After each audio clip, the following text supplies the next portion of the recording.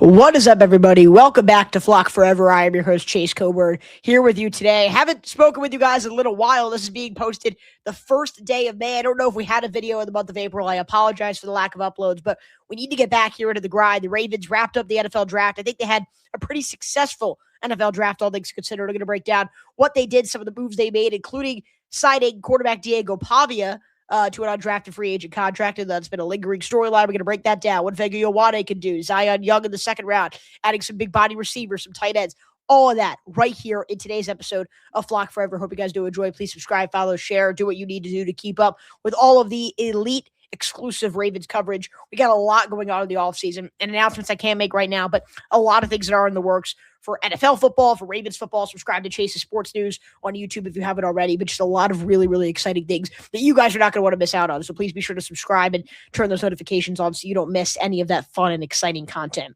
over these next few months. But I want to start off here with the Ravens' first round pick, Vega Ioane, to the Baltimore Ravens. And look, I think it is a great selection, selecting Vega Ioane with the 14th pick for Baltimore.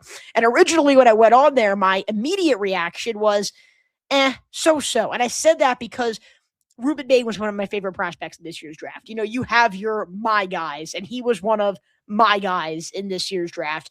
Love what Ruben Bain could do. I think he is explosive off of the edge. But the Ravens played this perfectly in getting Ioane as an interior offensive lineman at pick 14, and then going and getting Zion Young at pick 45 in the second round to then be your edge rusher. I think that was definitely the right move for Baltimore, and they made the right choice now looking back in retrospect in selecting Vega Ioane. And look, the one thing that even when I said that I wanted the Ravens to take Ruben Bain, I knew Ioane is a star, and you have to know that he is going to be a star. And he presents all of the intangibles, really, really large, can play as a guard, even took 17 collegiate snaps at center, snapping the football, and so you have some experience there. He can have some versatility with that. He's even played some right tackle. That's going to be invaluable for this offense. And his last two seasons at Penn State, where he's been one of the strongest, most dominating, and fearful offensive lineman in all of college football, he didn't allow a single sack his final 2 years in college. And so he's going to be a guy that's going to come in right away and make an immediate impact on an offensive line that has lost interior offensive linemen, some starting, some really depth pieces, but guys like Kevin Zeitler, Ben Powers, Tyler Linderbaum, Patrick McCary, all of these guys who've lost over the last 4 off seasons, and you get in a guy like Vega Ioane to make an immediate impact. Maybe it's next to Emory Jones. Maybe it's replacing Roger Rosengarten sometimes. Heck, maybe it's playing at center when you need him to be. But he's a versatile, dynamic, strong, and just bully-like offensive lineman in the trenches. And I think this team is going to need, and I think he's going to have really do an incredible job in protecting Lamar Jackson, allowing him to showcase his skills. And so, look, would I have been mad if Baltimore drafted Ruben Bain? No, that was my initial gut reaction. But the fact that you were able to get Vega Ioane and then end up getting Zion Young, who we're going to talk about in a minute, to then go and get Young at 45, I think looking back in retrospect, that was the better interior offensive line, pass rush type of tandem, if you will, than going after Bain and then seeing what else is available. Ioane was really in a different class of interior offensive lineman, and the Ravens were able to get him here at pick 14 as they look to bounce back into Super Bowl contention. So I love the pick overall, and I love not only his long-term potential, but what he can contribute right away for a team that, again, has those Super Bowl aspirations. I talked about Zion Young, and the main thing I love about the Ravens selecting Zion Young at 45th overall is that he really is a perfect fit next to Trey Hendrickson. I think he complements Hendrickson. I mean, a lot of people had a first-round grade on Zion Young. I think the Ravens said they had him number 25 on their big board. A lot of people, scouts, analysts had him at least with a first-round grade. The Ravens were able to get him at 45. And look, he was a machine in college. He's an aggressive, relentless run stopper, 16 and a half tackles for loss for Zion Young last year, 6.5 sacks. And I think what's great is you now pair that alongside Trey Hendrickson, where part of why Ravens fans still didn't love the idea of backing out of the Max Crosby trade and then signing Trey Hendrickson. However you want to say that happened, the conspiracies, whatever, it's a different conversation for a different day. A lot of Ravens fans were still like, I would rather trade those 2 first-round picks and get Crosby, who is the more complete player. Which I've said on multiple accounts, I'm not going to deny that Crosby is a more complete player than Trey Hendrickson. Trey Hendrickson is certainly more of an elite pass rusher. But to get Hendrickson to be able to have that first-round pick and then select Zion Young, it's exactly what you need to pair alongside Hendrickson, who, for as elite a pass rusher as he is not a dominant run stopper. And that's where you get into Zion Young, an explosive guy off the edge, a guy who could be dangerous. That is a dominant pairing kind of on opposite sides of the edge. And I think they're going to complement each other really well, and Hendrickson attacking the quarterback and Young taking a fundamental role right away in his NFL career, stopping the run. And now you look at this defensive line where at the time of this recording, the Ravens just added Calais Campbell. So you have Mike Green, Travis Jones, Nnamdi Madubuike, who is returning, Trey Hendrickson, now Calais Campbell. You got John Jenkins in there for depth. Golden. I think that's a great defensive line. And I think you get a brand new coaching regime in there. You get Madubuike back healthy. You add some depth. And again, now you get Hendrickson and Young on the edge. Like, I think this defensive line is going to be incredible next year. I'm really, really excited for what they can provide. And I think Young is going to be a difference maker right away for this Baltimore defense. I do want to talk about those two wide receiver selections for Baltimore, though, because the Ravens got two big-bodied wide receivers in the 3rd and 4th round, respectively, in Jacoby Lane out of USC and Elijah Surratt out of Indiana. And the main thing is they are both touchdown getters. And the Ravens clearly had the idea of, Skylar Bell was there. I wanted Baltimore to take Skylar Bell. I've mentioned on various accounts how I think the Bills getting him was one of the steals of the entire draft. But the Ravens clearly had a vision in mind, and they executed on that vision by selecting Lane and selecting Surratt in the 3rd and 4th round, respectively.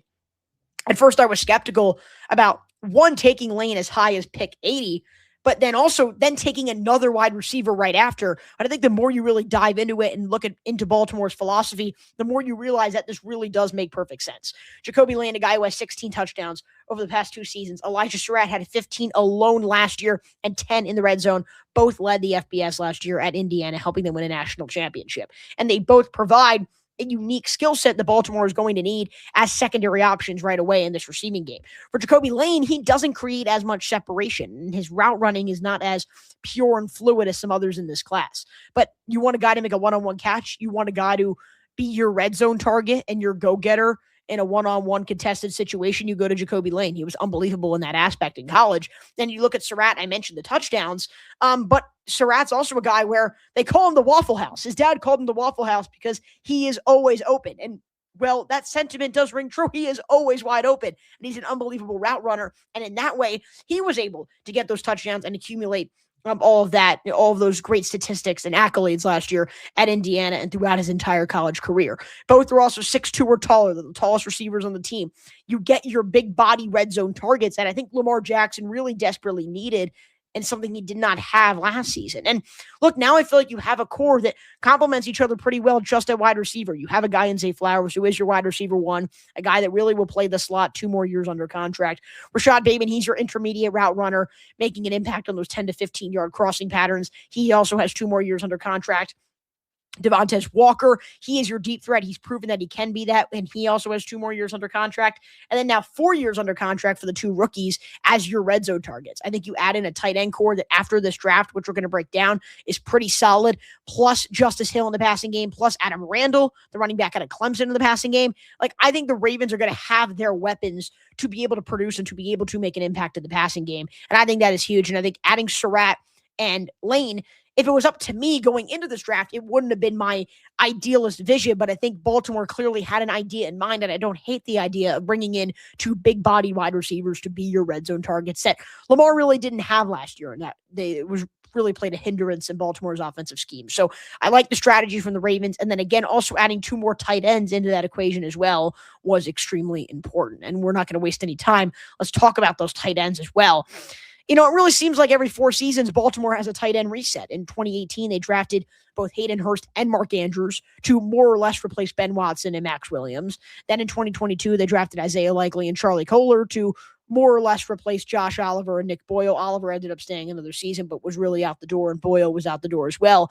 And then now in 2026, you're replacing Likely and Kolar with Matthew Hibner and Josh Cuevas. You're more or less replacing those 2 with these new guys, and that makes perfect sense to me. And the Ravens having these tight end resets, it does make sense to me. Now, Matthew Hibner in the 4th round, it was probably a little bit of a reach, but for me, he is your Charlie Kolar. A little bit stiff as a route runner, but he's strong. He's got solid hands. He can make, he can be a difference maker as a run blocker. I think that's what you need. Did you want to target that in the 4th round? I don't know, but at least you accomplished what you were looking for. And then if you're looking for Josh Cuevas, who's probably a more talented prospect who they ended up getting great value for in the 5th round, I think he's got a little bit more receiving potential. I think if he can start to figure out some of these intangibles and, really be on the same page from a connectivity standpoint with Lamar Jackson, you can see him thrive. And he's also a guy that can be a blocker. I don't think they got their Isaiah Likely replacement. out of those two tight ends. I think they're really relying on Surratt and Lane to essentially be your Isaiah Likely. Isaiah Likely wasn't your traditional tight end. I don't think he was an unbelievable blocker. I think he was your big-bodied receiver who could make plays in the red zone. And again, as I mentioned, Surratt and Lane really fill those voids. I don't think they needed a tight end to fill that void. Instead, they get two really, really good run blockers who have potential as pass catchers. And look, do the Ravens need to do it? No, but again, it's something that Eric DeCosta and this front office has liked to do in drafting tight ends and keeping the tight end room fresh and maybe using one of them as a fullback to replace Patrick Ricard. And so I like overall what the potential, the potential that lies there between Matt Hibner and Josh Cuevas and adding them there with day 3 selections. And then I also do want to talk about Chandler Rivers, the cornerback out of Duke. I really, really like this selection. I think he can be a difference maker right away for Baltimore. He was 91st on Matt Miller's big board, and Baltimore got him at 162. ESPN rated it one of the best value selections of the entirety of day 3 of the NFL draft. Look, Rivers is undersized, but I think he's athletic. He's great on the ball. He has great instincts. He had multiple pick sixes in college. He just has a great feel for the game. He can read the quarterback. And I also think that he is a little bit more physical for his size than many actually go and give him credit for. And most importantly, it again fills a position of need where some people say the Ravens don't need cornerback depth, but for me, Marlon Humphrey is far from the all-pro player he was less than 2 years ago. Nate Wiggins took a big step back last year. To me, you don't have a stable secondary. Even with Kyle Hamilton back there, you need some outside corners. And I think Rivers can be that and be a guy who, maybe it's next season, maybe it's a little after, but at 162, a guy who could have been a 3rd round draft pick, like that's huge for Baltimore. I think that's a big win. And adding him and that freakishly, incredible athleticism, bringing that to the table, it's certainly worth the risk there in the 5th round. And then also, I do want to talk about a punter standpoint. Jordan Stout went to the New York Giants. He was a first-team All-Pro last year or so. Ryan Eckley, welcome to Baltimore. He will serve as the Jordan Stout replacement. And I feel like the Ravens, even with the new coaching regime, they kind of have these weird traditions. And one of them is they always have a very good punter. Like Sam Cook was an All-Pro, a consistent contributor for 15 years with this franchise. And then you had Jordan Stout here for 4 years before he departed to New York. And he was a first-team All-Pro last year and a guy that Baltimore could really count on, especially when things weren't great offensively from a field position standpoint. And like Jordan Stout, maybe it's going to work right away, maybe it won't, but Ryan Eckley is really the perfect fit to be Baltimore's next great punter. And he has that rare elite combination of both placement and power. He had multiple punts above 50 yards last year at MSU and also led the FBS with average length of punt last year in 48.5 yards and his 47.6 yards for his college career on average per punt was first in the entirety of the Big Ten's history. And then you talk about the placement, 20 kicks inside the 20 last year, 10 inside the 10, and 4 punts, 4 inside the 1-yard line last year for Ryan Eckley. That is unbelievable to be able to snag a guy like Eckley there in the 6th round. He was a guy who was the Big Ten punter of the year. He was a 3rd-team All-American. I do think he could be an impact player in the NFL right away, and he provides the intangibles and the college experience and the college pedigree and dependability of a guy who can go and have a lot of success at the pro level. I think with a 6th-round draft selection, I'm really, really happy that Baltimore went and added Ryan Eckley, who I think can be a contributor here on special teams, and a position that I think a lot of Ravens fans were not really mentioning in terms of some of their offseason needs, but Jordan Stout was one of their best players last year, and adding Ryan Eckley is certainly a fantastic addition to that core. And then I feel like we need to talk about it because it is the biggest story right now for national reporters with Baltimore Ravens football, and it's that they added quarterback Diego Pavia, but then also I want to talk about that they added quarterback Joe Fagnano. And at first it was they were both going to work out for rookie minicamp, which is one of the earlier ones for Baltimore, so they had some more flexibility there. But then they just ended up signing both of them to undrafted free agent contracts. And essentially you get them under the books, you get them under your control, or you could just let them go pretty easily. And so you're going to let them battle it out for the QB3. And look, people may say the QB3 position is not important. I believe it is. The Ravens used 3 QBs last year. And with a guy like Lamar Jackson, who has had some injury issues throughout his career, a guy like Tyler Huntley, who I think himself has also dealt with some injuries throughout his career, I think it's very important that you have a strong QB3 in place. And Cooper Rush, who actually was the QB2, ironically, at first, he was not that last year. And he was a poor fit in this system. The reason why you have to love what both Diego Pavia and Joe Fagnano, what they can both bring to the table, as they provide more versatility to be able to play in your Lamar Jackson-centric system that caters to quarterbacks with at least some mobility. And it's you can have a little bit more flexibility At first with Greg Roman, you needed a rushing quarterback in there. As you shifted to Tom Monken and then now to Declan Doyle, the dependency on the mobility is not as high as it was 4 years ago in Baltimore. But I still think this offense flows better when the read option is a threat and when the rollout is still a threat. And that is why this offense did not skip a beat when Huntley started his 2 games last year, and why when he came in against the New England Patriots, he was fine and was still producing at a high level in this offense, that being, and Tyler Huntley being a focal point of that. And so I think both Joe Fagnano and Diego Pavia can bring intangibles that can make them really, really strong QB3s. You signed them both to standard UDFA contracts. And look, everyone is talking about Diego Pavia. But these two are going to battle it out for QB3. Joe Fagnano is going to have a case for QB3 as well. And because he came from UConn and because he doesn't have the Heisman finish of a Diego Pavia, that doesn't mean that he can't be a strong NFL backup quarterback. And as I mentioned, obviously Pavia's got the resume. He was a Heisman finalist last year at Vanderbilt, really turned that program around, made them one of the best programs in college football last year, one of the best teams in the sport. But it was some of the character concerns, I think, that some teams saw, coupled with a shorter frame that made him a little bit less NFL ready. And the Ravens thought, look, he's there. Why not try him on an undrafted free agent contract? And that is what I love about this Baltimore Ravens team is they are not afraid to just try things out. They are not afraid to just swing and miss when it's not in a risky situation, right? If you're up 6-0 in the ninth, they are going to swing at every single pitch, and you may not have a great batting average, but you're at least taking a shot. And I think that's what the Ravens do a lot. And I think bringing in a guy like Diego Pavia really epitomizes that. And you're not relying on him to be a big piece long-term, but look, if he could show any signs of what he was in college and maybe fix some of those character concerns that teams may have had, I'm not in those meetings. I haven't met him personally. And, that could be golden as a QB3. But I also think that Joe Fagnano, I actually think he will become the QB3, and I think he's a better fit to be the QB3 because I think he's a little bit more quarterback and NFL ready to be a backup quarterback in this league. A little bit of a bigger frame. I think a frame that more caters to NFL systems than a guy who's 5'8" and, can't really provide as much of a value there in Diego Pavia. But you're looking at a guy in Fagnano that threw 28 touchdowns last year and 1 interception. I repeat, 1 interception the entire season at UConn, and it was a tipped pass off of his receiver's hands. And I think what you want is a guy like Joe Fagnano who took care of the football, worked really, really well with Skylar Bell last year, a guy who many compare to Zay Flowers.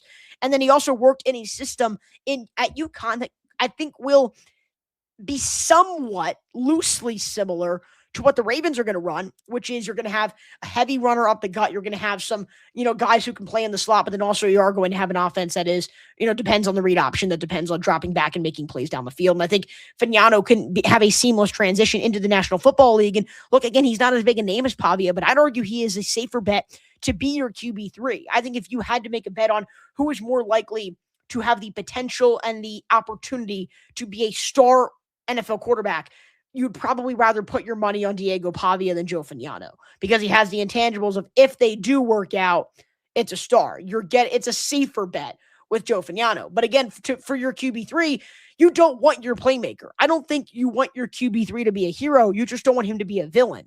You don't need your QB3 to make a game. You just need him not to break the game. And that's what Fagnano won't do. He takes care of the football. He has an extremely high IQ, and he comes into the National Football League with 7 years of collegiate experience at 25 years old. So I think he honestly may even be a better fit to be the QB3 over Diego Pavia. Either way, I'm excited to see this QB battle really come to fruition. Again, it's not going to be taped or anything, but I am curious to see what Baltimore does see. If either of them make it I assume one of them will, but which one of them makes it to training camp? Maybe they both make it to training camp and continue to battle it out there. But either way, I think they both earned a chance to compete. And while everyone is talking about Diego Pavia, I do want to bring up Joe Fagnano because I was someone who covered UConn football living in Connecticut as a beat reporter last year. And Fagnano showed that he was a great leader, was always dependable, can hit the deep ball, can play well in the system, can take care of the football, has an extremely high IQ, plays like a veteran. Like, those are the intangibles you want out of a QB3. And so I'm excited to see this QB3 battle take place. And I am kind of curious to see how this whole thing does play out in Baltimore during their rookie minicamp. And then last but not least here, breaking down my biggest NFL draft reactions, I do want to talk about another undrafted free agent signee of the Baltimore Ravens, and that is the center Nick Dawkins coming from Penn State. And I think Nick Dawkins out of Penn State could be the answer at center for this Baltimore team. And a lot of Ravens fans are very urged and disappointed that the Ravens did not elect to take a center with one of their 11 NFL draft selections. And I understand why they were upset, because I do agree that the Ravens probably should have taken a center, but I don't think it was as big a necessity as some made it out to be. Let's remember the Seattle Seahawks just won a Super Bowl last year, and they won a Super Bowl because of probably, in my opinion, based off what Kenneth Walker did in the Super Bowl, not as much a strong running back, but a strong running game that was anchored by a dominant front at your offensive line who took care of the quarterback and was unbelievable in run blocking. And they say the center is one of the captains of your offensive line, and their starting center was an undrafted free agent in his second season. So why can't Nick Dawkins, who showed great things in college as an undrafted free agent now in Baltimore, why can't he at least be somewhat of an answer? You don't need to find Tyler Linderbaum. You just need to find someone serviceable enough to be able to be paired alongside everyone else. Eric DeCosta says he has an answer. I think Dawkins could be an answer temporarily, at least. 6'4", extremely athletic, didn't allow much pressure. He played very compatible. Played really well alongside Ioane. If he's going to be a starter next year, I think that means something too. And so, look, I'm not saying that he is your Pro Bowl answer at center, but I don't think you need an all-pro center like you had in Tyler Linderbaum the past few years. The Seahawks just won a Super Bowl with an undrafted free agent center. So I would try out Dawkins, see what he can bring to the table, see how he gels with Ioane, and just see what exactly he can provide for you at a starting spot. Because, look, I don't think Corey Bullock is the answer. Maybe there's someone out there in free agency. Maybe you make a trade. But I do think Nick Dawkins it's worth giving him a chance because I think he has proven that he deserves that opportunity given his collegiate experience and his collegiate pedigree over with the Nittany Lions. Thank you guys so much for tuning into this edition of Flock Friday. A lot of things to break down with Baltimore Ravens football. A lot of interviews, fun coverage, schedule reactions. Where do you go from here? And then eventually it's going to be training camp and the start of the NFL season. So you guys are not going to want to miss all the coverage coming up soon here on Flock Forever. And if you guys do want to subscribe to Chase's Sports News to see all of my general sports coverage, MLB, NBA, NFL, and so much more, please go and click the link or subscribe to the channel that is collaborating with this one on this individual episode of Flock Forever. And again, a lot of huge announcements coming up you guys aren't going to want to miss. So subscribe and do what you need to do to keep up with the content over the next few weeks. Signing off, I'm your host, Chase Coburn, saying so long from Flock Forever.